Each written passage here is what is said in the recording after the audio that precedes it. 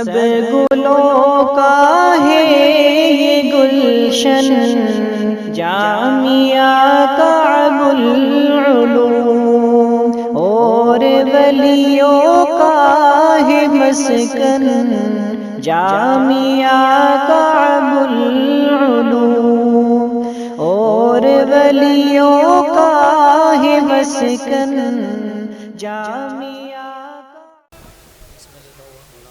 بسم اللہ الرحمن الرحیم۔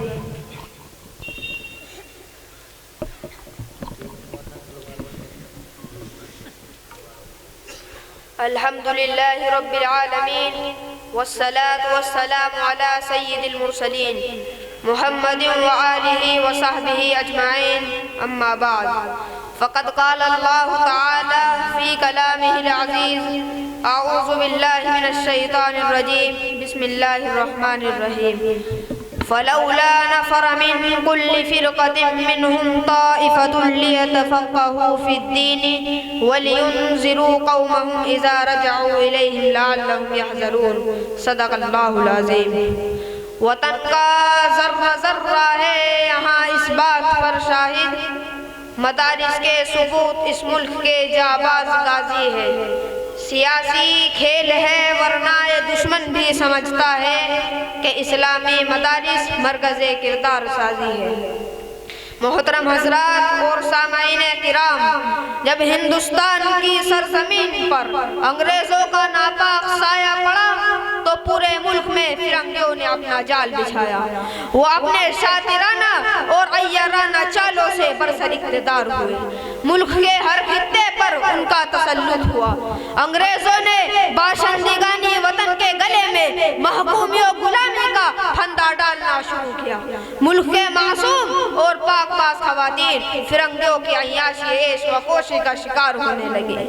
ان کی عفت و عصمت کی چادریں انگریزوں کے ہوس پرستی کا نشانہ بن گئی۔ انہوں نے ہندوستانیوں کے خون کو اپنے پسینوں سے بھی کمتر خیال کرنا شروع کر دیا۔ تو اس وقت ہر ہندوستانی کے دل میں انگریزوں کی صفاقی و خوریزی سے رہائی، عورتوں کے غلامی سے نجات کا جذبہ پیدا ہوا۔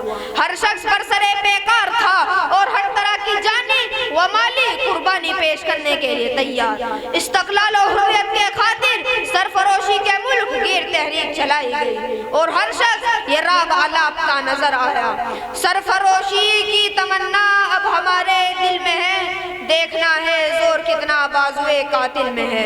لیکن وہ قوم جس سے انگریز حکمراں کانپتے تھے، وہ معاشرہ جو فرنگیوں کی آنکھوں کا کاٹا تھا، وہ برادری جس کا وجود انہیں بے چین کر دے رہا تھا، وہ جماعت جس کے اتحاد و اتفاق سے فرنگیوں کی نیندیں حرام تھی، وہ پارٹی جس کی عزم و استقلال سے انگریزوں کا پائے تخت لرزہ براندام تھا، وہ یونین جس کے دم و خم سے برطانیہ یونین میں خلبلی مچی رہتی تھی، وہ فریق جسے انگریز نے اپنا دشمن منتخب کر رکھا تھا، وہ گروہ جسے انگریز اپنے مد مقابل اور سب سے بڑا حریف و خیال کرتے تھے، وہ لیگ جس کی شجاعت و جوامردی ضرب المثل بن چکی تھی، وہ صرف اور صرف اس ملک کو باعزت، بلند ہمت اور عظیم المقاصد مسلمان تھی۔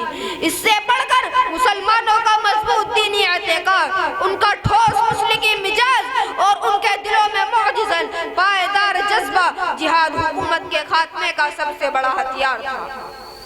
ٹل نہ سکتے تھے اگر جنگ میں اڑ جاتے تھے، پاؤں شیروں کے بھی میدان سے اکھڑ جاتے تھے، مجھ سے سرکس ہوا کوئی تو بگڑ جاتے تھے، ارے تیگ کیا چیز ہے ہم تو توپ سے بھی لڑ جاتے تھے۔ یہی وجہ ہے کہ 1857 کی جنگ کی آزادی میں انگریزوں کا سب سے بڑا ہدف یہ تھا کہ ہندوستان سے قرآن اور علماء کو ختم کیا جائے۔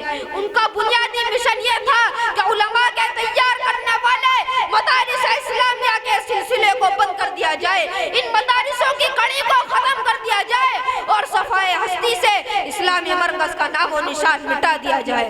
اللہ جزائے خیر دے ہندوستان کے دور اندیش اکابر کو، مسلمانوں کے دور رسدینی مقتداؤں کو، جنہوں نے انگریزوں کی اس مذموم سازش کے مضر اثرات کو بر وقت بھانپ لیا اور اس وبا کے مہلک جراثیم کو تاڑ لیا اور انگریزوں کے اس ناپاک خواب کو شرمندہ تعبیر ہونے سے روک دیا۔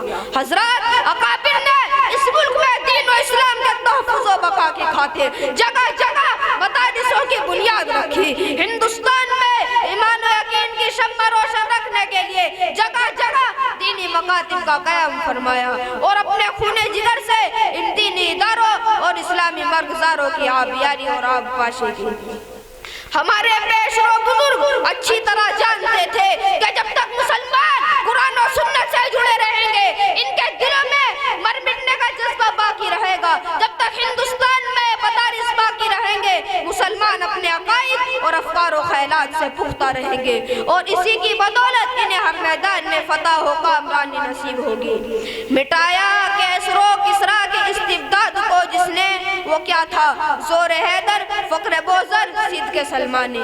الحمدللہ ان بزرگوں کے لگائے ہوئے پودے آج طاقت اور تناور درخت کی شکل اختیار کر چکے ہیں. اگرچہ بارہ فلک نے انہیں آنکھیں دکھائی گردش وقت نے جڑ سے اکھاڑ پھینک دینے کی دھمکی دی. دشمنان اسلام نے ہر موڑ پر مخالفت کری. منکرین توحید دہشت گردی کا اڈا قرار دیا.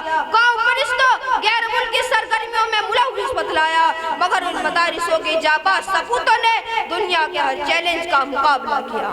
ان اداروں کی سرفروشی جیلوں نے اپنے ایمانی فراست کے ہر حربے کو ناکام بنایا. وقت کی تمام طوفانی آندھیوں کا سامنا کیا مگر ان مدارسوں کی تحفظ و بقا کے خاطر ہر طرح کی جانی و مالی قربانی پیش کی. انہوں نے اپنی جانیں تو گوا دی مگر فکر و تہذیب کی ان کے واروں پر کوئی آنچ نہ آنے دی. علم و ہنر کی ان سبز زاروں کو کبھی سوکھنے نہیں دیا اور اپنے ایمان و یقین کے لہو سے ان مدرسوں کی آبیاری کی اور دار و رسن پر چڑھنے کے بعد بھی انہیں اداروں اور اسلامی قلعوں کا گیت گایا. علامہ اقبال نے کیا خوب ترجمانی کی ہے نقش توحید کا ہر دل پہ بٹھایا ہم نے زیر خنجر بھی یہ پیغام سنایا ہم نے. محترم حضرات ان مدارس و مکاتب کی اہمیت میں آپ کو کہاں تک بتاؤں. انہی مدارسوں کی بدولت ہمیں ایمان نصیب ہوا. انہی اداروں سے ہمیں وحدانیت کا درس ملا. ان اداروں نے گم گشتہ رہ لوگوں کو ضلالت و گمراہی کی عمیق کھائی سے نکال کر ہدایت و روشنی کی مرکزاروں میں لا کھڑا کیا اور یہی سے تشنگان معرفت کو علم و یقین کی آب حیات تقسیم ہوئی. دنیا کے کسی کونے میں آج جو اسلام لہرا رہا ہے علم و حکم کے عالم لہرا رہے ہیں وہ انہی مدارسوں کی دین ہے. اس بس میں جنون کے دیوانے ہر راہ سے پہنچے ازدا تک ہے عام ہمارے افسانے دیوار چمک سے زندہ تک. 100 بار سوارا ہے اس ملک کے گیسوی برہم کو یہ اہل جنون بتلائیں گے کیا ہم نے دیا عالم کو. محترم حضرات آپ غور تو کیجئے آج کسے دہشت گرد کہا جا رہا ہے کن اداروں کو دہشت گردی کا اڈا قرار دیا جا رہا ہے کن مراکز کو بنیاد پرستی کا تانا دیا جا رہا ہے. ارے یہ مدارس دین کے قلعے ان پر دہشت گردی کا الزام افسوس صد افسوس. ارے یہ مدارس تو اس قابل تھے کہ انہیں سینے سے لگایا جاتا پلکوں پہ بٹھایا جاتا انہیں پھلنے پھولنے کا موقع دیا جاتا ان کی تعمیر و ترقی میں ہر طرح کا تعاون کیا جاتا کیونکہ یہی وہ مدارس ہے جن کی کوکھ سے جنم لینے والے علماء کرام کی قربانیوں کے نتیجے ہندوستان آزاد ہوا. انہی مدارسوں سے نکلی ہوئی تحریکات کی بدولت اس ملک میں آزادی کا انقلاب آیا. میں اس شعر کے ساتھ اپنی تقریر کو مکمل کرتا ہوں. یا الہی ہم دعا گو ہیں عمل میں جاں پیدا کر جو تیرے در پہ ہو مقبول وہ ایمان پیدا کر. یہ چھپر جھوپڑی فاقہ کشی منظور ہے ہم کو یہ چھپر جھوپڑی فاقہ کشی منظور ہے ہم کو مگر نسلوں میں میری حافظ قرآن پیدا کر. وما علینا الا البلاغ.